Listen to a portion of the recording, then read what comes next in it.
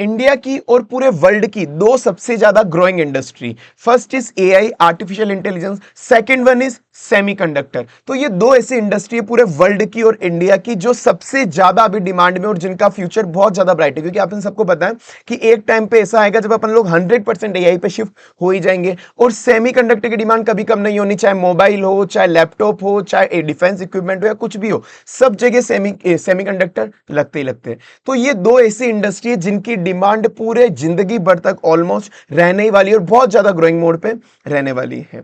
तो इन दोनों इंडस्ट्री का बेनिफिट आपको एक शेयर के अंदर मिल जाएगा, सिर्फ एक स्टॉक के अंदर आपको दोनों इंडस्ट्री का बेनिफिट मिल जाएगा, दैट इज सीजी पावर। आइए बात करते हैं अपन पूरे सीजी पावर की detail fundamental analysis, technical analysis as well as पूरी सारा जो भी पॉजिटिव नेगेटिव फैक्टर है सब कुछ अपन बात करते हैं। वीडियो बहुत ही यूजफुल होने वाली है, उससे पहले एक बार वीडियो को लाइक कर देना और चैनल याद रख के सब्सक्राइब कर देना। आइए, तो ये आपको मैंने एंजल वन चला रखा है, ये आपको सीजी पावर का चार्ट दिख रहा होगा। ये लगभग आपको 5 साल के अंदर आपको 1000% के ऊपर रिटर्न दे चुका है और इवन 5 साल के अंदर जो इसकी प्राइस चेंज हुई है शेयर की, वो अप्रोक्सीमेटली 8000% तक की इसकी प्राइस चेंज हुई है 5 साल के अंदर अंदर। तो आप देख सकते हो कि ये सीजी पावर आपको किस लेवल का रिटर्न ऑलरेडी दे चुका है और अभी भी ये बहुत ज्यादा पोटेंशियल रखता है। आइए अपन सीजी पावर की पूरी डिटेल के अंदर बात करते हैं कि कैसे इसको एआई का बेनिफिट भी मिलेगा और सेमीकंडक्टर का बेनिफिट भी मिलेगा। तो अपन पर वीडियो शुरू होने के पहले मैं बता दूं, this is not a buy और sell advice, this video is just for an educational purpose. आइए वीडियो शुरू करते हैं। तो सबसे पहले तो सीजी पावर का काम क्या है, देखो सीजी पावर का सिंपल सा काम है, दो तरह का काम अभी ये करता है। एक तो सबसे मेन इसका स्ट्रीम है वो पावर स्ट्रीम है, कि ये पावर स्ट्रीम में सबसे ज्यादा है कि पावर स्ट्रीम में क्या बनाता है, ये ट्रांसफॉर्मर बनाता है। जहां इलेक्ट्रिसिटी का ट्रांसफॉर्मर होता है, आपको पता है कि इलेक्ट्रिसिटी सप्लाई करने के लिए ट्रांसफॉर्मर चाहिए होता है, इलेक्ट्रिसिटी का वोल्टेज कंट्रोल करना, इलेक्ट्रिसिटी एक जगह से दूसरे की ट्रांसमिट करना, पावर ग्रिड वगैरह के लिए ट्रांसफॉर्मर चाहिए होता है। साथ में जो स्विच गेयर होते हैं वो ये भी बनाता है, साथ में ऐसी एक दो इलेक्ट्रॉनिक इक्विपमेंट और भी बनाता है, पर मेजर रेवेन्यू इसका ट्रांसफॉर्मर और ये जो स्विच गेयर होते हैं इनसे आता है। तो 65% रेवेन्यू इसका पावर सिस्टम से आता है। रिमेनिंग 35% जो रेवेन्यू आता है ना इसका, वो आता है इंडस्ट्रियल सिस्टम से। जैसे इंडस्ट्री को एलवीएचवी मोटर चाहिए होती है, रेलवेज को ये ट्रैंकेशन सिस्टम सप्लाई करता है, इवन कुछ ऑटोमेशन सिस्टम सप्लाई करता है कि मशीन्स कैसे ऑटोमेटिक काम कर सकती है। इवन ट्रांसफॉर्मर की अगर मैं बात करूं तो इंडिया के टॉप 3 कंपनीज के अंदर जो ट्रांसफॉर्मर बनाती है, तो ये सीजी पावर का बिजनेस है। अब इसको इस कंपनी को सीजी पावर को एआई से कैसे बेनिफिट होने वाला है पहले वो जानते हैं, उसके बाद में बताऊंगा एआई के बाद सेमीकंडक्टर से कैसे बेनिफिट होने वाला है, मतलब दोनों से बेनिफिट कैसे होने वाला है। तो सबसे पहले बात करते हैं अपन एआई से। देखो आपको ये तो पता है कि जैसे जैसे एआई का बूम बढ़ता जाएगा, मतलब जैसे जैसे लोग एआई को ज्यादा यूज करेंगे तो वैसे वैसे डाटा सेंटर की डिमांड भी बढ़ती जाएगी, क्योंकि एआई जितना आप यूज करते हो, चैट जीपीटी, जेमिनी हो या ये सब हो, तो एआई जितना ज्यादा यूज करते हो तो उसका डाटा उतना ज्यादा क्रिएट होता है और उस डाटा को स्टोर कहां पे करना पड़ता है, तो डाटा स्टोर होता है डाटा सेंटर्स के कुछ सर्वर रूम होते हैं। जिनको नहीं पता एआई बूम और डाटा सेंटर के बारे में, इसके लिए मैंने सेपरेट वीडियो बनाई है, उसका लिंक मैं नीचे डिस्क्रिप्शन बॉक्स में डाल दूंगा। तो ओवरऑल होता है कि जैसे जैसे एआई बढ़ता है उसका यूज, वैसे वैसे डाटा सेंटर्स की रिक्वायरमेंट बढ़ती है कि डाटा स्टोर करने के लिए जगह चाहिए होती है। तो जो डाटा सेंटर बनते हैं वो डाटा सेंटर के लिए पूरा सर्वर वगैरह, इलेक्ट्रिसिटी सिस्टम सब कुछ कनेक्ट होता है, पूरा का पूरा एक बिल्डिंग के अंदर सर्वर, इलेक्ट्रिसिटी सिस्टम सब कनेक्ट होता है। तो ये जो डाटा सेंटर होते हैं वो बहुत ज्यादा बड़े पावर मॉन्स्टर होते हैं, मतलब इनको इलेक्ट्रिसिटी बहुत अच्छे लेवल पे चाहिए होती है, 24/7 इनको इलेक्ट्रिसिटी चाहिए डाटा सेंटर्स को। तो जैसे जैसे एआई इंक्रीज होगा, एआई की डिमांड इंक्रीज होगी, डाटा सेंटर की डिमांड इंक्रीज होगी, जैसे जैसे डाटा सेंटर की डिमांड इंक्रीज होगी, इलेक्ट्रिसिटी उनको बहुत ज्यादा कंज्यूम करनी होगी, तो उस वजह से ट्रांसफॉर्मर, स्विच गियर और रिएक्टर इनकी डिमांड भी बढ़ती जाएगी। तो जब भी कोई डाटा सेंटर बनता है तो उस डाटा सेंटर के अंदर ट्रांसफॉर्मर बहुत सारे चाहिए होते हैं, स्विच गियर बहुत सारे चाहिए होते हैं, रिएक्टर बहुत ज्यादा चाहिए होते हैं। तो ये 3 चीजों की डिमांड भी बढ़ती है और ये तीनों की तीनों चीजें बनाता है सीजी पावर। तो इसको सीजी पावर को डायरेक्ट बेनिफिट हो रहा है एआई बूम से। जैसे जैसे एआई बढ़ेगा, एआई बढ़ेगा, इसके प्रोडक्ट्स की डिमांड भी इंक्रीज होगी और इंक्रीज होना शुरू हो चुकी है ऑलरेडी एआई की वजह से। और सबसे मेन जो इसको बेनिफिट होता है ट्रांसफॉर्मर से होता है, क्योंकि अभी दिक्कत ही चल रही है हर जगह, पूरे वर्ल्ड वाइड बोल रहा हूं, वर्ल्ड वाइड डाटा सेंटर बनते जा रहे हैं, क्योंकि एआई की डिमांड बढ़ती जा रही है। तो ट्रांसफॉर्मर के लिए जो लीड टाइम है कि ट्रांसफॉर्मर ट्रांसफॉर्मर बना के कंपनी को सप्लाई करना। किसी भी कंपनी ने ऑर्डर दिया है ट्रांसफॉर्मर का, तो वो सामने जो ट्रांसफॉर्मर वाली कंपनी है उसको पूरा का पूरा ऑर्डर फुलफिल करने में अभी 2 से 4 साल लग रहे हैं। पूरे ग्लोबल लेवल पे शॉर्टेज आई हुई है अभी ट्रांसफॉर्मर की, तो इसको बहुत बड़ा बेनिफिट है यहाँ पर। तो एक तो ये चीज हो गई अपनी। और अब सेकंड वाला है कि इसको सेमीकंडक्टर से कैसे बेनिफिट होगा। पर अगर उसके पहले अगर आपको वीडियो अच्छी लग रही है तो प्लीज लाइक कर देना, चैनल याद रखिए सब्सक्राइब कर देना और बेल आइकन नोटिफिकेशन प्रेस कर देना। तो like, subscribe, bell icon notification, अब अपन आगे चलते हैं। तो इसको सेमीकंडक्टर से ऐसे बेनिफिट होगा कि ये नए बिजनेस में एंटर हो रही है सेमीकंडक्टर के, मतलब एंटर हो चुकी है ये।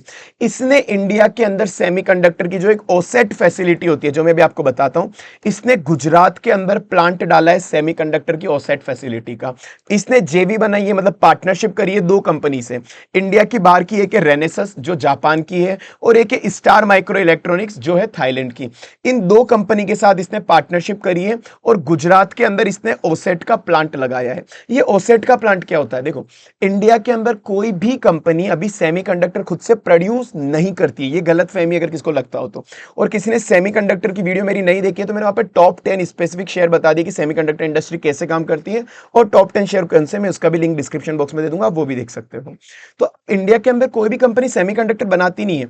तो इंडिया के अंदर जो मेन सेमीकंडक्टर की कंपनी है वो केवल ओसेट वाली है, और ओसेट में भी अभी सीजी पावर सबसे बड़ी कंपनी होने वाली है। ओसेट क्या होता है? देखो, इंडिया के बाहर सेमीकंडक्टर बनता है, जैसे ताइवान हो गया, जापान हो गया, इन जगह सेमीकंडक्टर बनता है। तो जैसे जापान में सेमीकंडक्टर बन गया तो जापान वाले क्या करते हैं, सेमीकंडक्टर बनने के बाद उसकी पैकेजिंग होती है, उसकी कटिंग होती है, पैकेजिंग होती है, पैकिंग करना, और उसकी टेस्टिंग करना कि वो सही से चल रहा है नहीं चल रहा।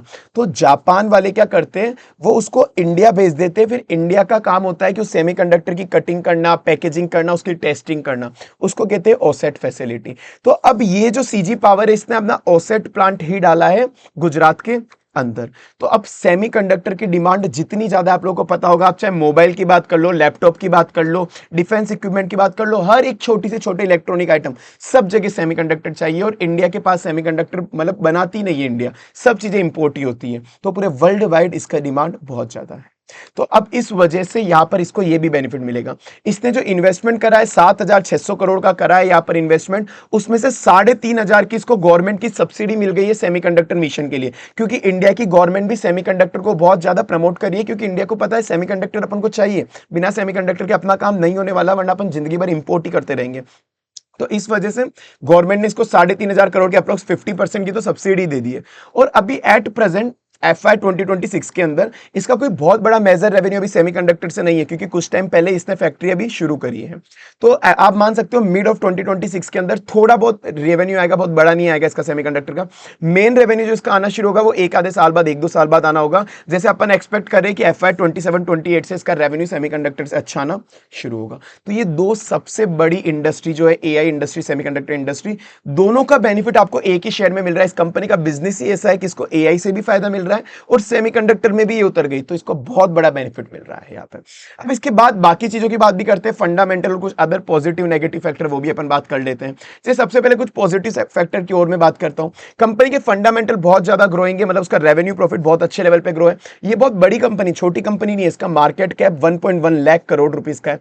रिटर्न ऑन इक्विटी 15% है, अच्छा है। डेट इसमें ना के बराबर है, डेट है ही नहीं, 0.02, मतलब कंपनी ऑलमोस्ट डेट फ्री है। उसके अलावा आप देखोगे इसकी ऑर्डर बुक वैल्यू 11,900 करोड़ की है, मतलब इसकी जो अभी की जो सेल है उसका 1.3 टाइम्स इसके पास ऑर्डर ऑलरेडी पड़े हुए। तो इवन इसके 12 से 18 महीने के ऑर्डर्स तो इसके पास ऑलरेडी है कि आगे इसकी सेल फिक्स है कि इतनी मिनिमम सेल तो इसकी हो ही जाएगी।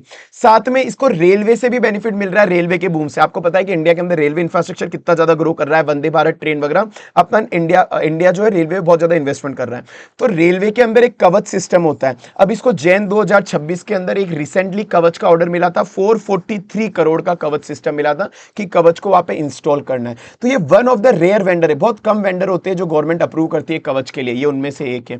साथ में वंदे भारत ट्रेन, आपको पता है वंदे भारत ट्रेन भी किस लेवल पे गवर्नमेंट नई इंट्रोड्यूस करती जा रही है। तो वंदे भारत ट्रेन में भी जो इलेक्ट्रॉनिक सिस्टम इंस्टॉल करना होता है, सप्लाई करना होता है और ट्रंकेशन मोटर देनी होती है, वो भी अभी मोस्टली यही दे रहा है। तो इसको रेलवे से भी बेनिफिट है, इसको बहुत जगह बेनिफिट हो रहा है। इवन आपको पता है जो विंड और सोलर पैनल, मतलब जो अभी आजकल इलेक्ट्रिसिटी सबसे ज्यादा किससे प्रोड्यूस करने की गवर्नमेंट सोच रही है, विंड और सोलर से। तो विंड और सोलर से जब भी इलेक्ट्रिसिटी प्रोड्यूस होती है तो उसको ट्रांसफॉर्मर चाहिए होता है इलेक्ट्रिसिटी को सप्लाई करने के लिए। तो विंड और सोलर के लिए भी ट्रांसफॉर्मर चाहिए होता है, तो ट्रांसफॉर्मर की डिमांड इस वजह से भी बढ़ रही है, जो सीजी पावर सप्लाई करता है। इसका बिजनेस मतलब अभी हर लेवल पे इसको पॉजिटिव फैक्टर दिख रहा है। साथ में वही मैंने आपको रिन्यूएबल एनर्जी वाला भी आपको बता दिया, ट्रांसफॉर्मर वाला। पर कोई भी कंपनी ऐसा नहीं है कि सारे पॉजिटिव फैक्टर ही होते हैं, नेगेटिव फैक्टर्स भी होते हैं। तो इसके नेगेटिव फैक्टर की बात करते हैं, जो सबसे बड़ा नेगेटिव फैक्टर है, सबसे बड़ा नेगेटिव फैक्टर इसका पी रेशियो। इसका पी रेशियो भी 100 टाइम्स चल रहा है, वही इंडस्ट्री का पी रेशियो 42 चल रहा है। मतलब इसकी जो आने वाली ग्रोथ है वो शेयर मार्केट ने पहले प्रिडिक्ट कर ली है, और वो चीज वो उसका जो भी मार्केट प्राइस में ऑलरेडी इनकॉर्पोरेट कर दी कि भाई ये कंपनी की ग्रोथ बहुत ज्यादा होने वाली है, तो इसका P ratio market price already बहुत ज्यादा हो चुका है। तो ये फैक्टर आपको बहुत कंसिडर करना है अगर आप इन्वेस्टमेंट की सोच रहे हो तो। हालांकि this is not a buy और सेल एडवाइस, मैंने आपको पहले बता दिया था, पर अगर आप कुछ भी कर रहे हो तो अपना खुद का दिमाग लगा लेना, मैं आपको नॉलेज पर्पज से बता रहा हूं। तो इसका पी रेशियो ज्यादा है, ये चीज आप देख लेना। और उसके बाद सेकंड चीज, जो सेमीकंडक्टर की वजह से इसकी जो शेयर की प्राइस बढ़ रही है, जो डिमांड बढ़ रही है, तो वैसे तो सब कुछ सही चल रहा है, बट इसका एक एग्जीक्यूशन रिस्क हो सकता है कि अगर सेमीकंडक्टर इंडस्ट्री, ओसेट इंडस्ट्री डालने में अगर डिले हो गया, इसके पार्टनर्स भी है क्योंकि जापान और थाईलैंड वाले, अगर उनकी वजह से कुछ डिले हो गया तो आपको नेगेटिव इंपैक्ट शायद देखने को मिल सकता है। तो ये ओवरऑल शेयर के सारे पॉजिटिव और नेगेटिव फैक्टर। हालांकि इसके अलावा एक शेयर होल्डिंग पैटर्न्स में पैटर्न आपको मैं और बताना चाहूंगा एक बार। इसका शेयर होल्डिंग पैटर्न भी स्ट्रॉन्ग है, जैसे मैंने एंजल चलाया हुआ आप देख सकते हो। इसका शेयर होल्डिंग पैटर्न भी आप देखो बहुत ज्यादा स्ट्रॉन्ग है। इसका शेयर होल्डिंग पैटर्न 56% इसके प्रमोटर ने खुद ने होल्ड करा हुआ है, एफआईआई ने 12% लिया हुआ है, डीआईआई ने 17% लिया हुआ है। मतलब ऑलमोस्ट 70% तो 70-80% तो प्रमोटर एफआईआई डीआई ने लिया हुआ है। पब्लिक के पास केवल 14% होल्डिंग है, जो बहुत बड़ा पॉजिटिव फैक्टर होता है। पब्लिक के पास बहुत कम शेयर है, सारे शेयर प्रमोटर एफआईआई डीआई के पास ही। तो ये भी एक बहुत बड़ा पॉजिटिव फैक्टर है इसका। तो अब बाकी आपका क्या ओपिनियन है शेयर के बारे में, मुझे कमेंट सेक्शन में जरूर याद से बताना। और बाकी रिमेनिंग एआई वाली, डाटा सेंटर वाली, सेमीकंडक्टर वाली आपने वीडियो नहीं देखी हो तो मैं नीचे लिंक अटैच कर दूंगा डिस्क्रिप्शन बॉक्स में, आप वो भी देख लेना। बाकी चैनल याद रख के सब्सक्राइब कर देना, वीडियो को लाइक कर देना, और बेल आइकन नोटिफिकेशन तो याद रख के प्रेस कर ही देना। मिलते हैं अपन अगली वीडियो में।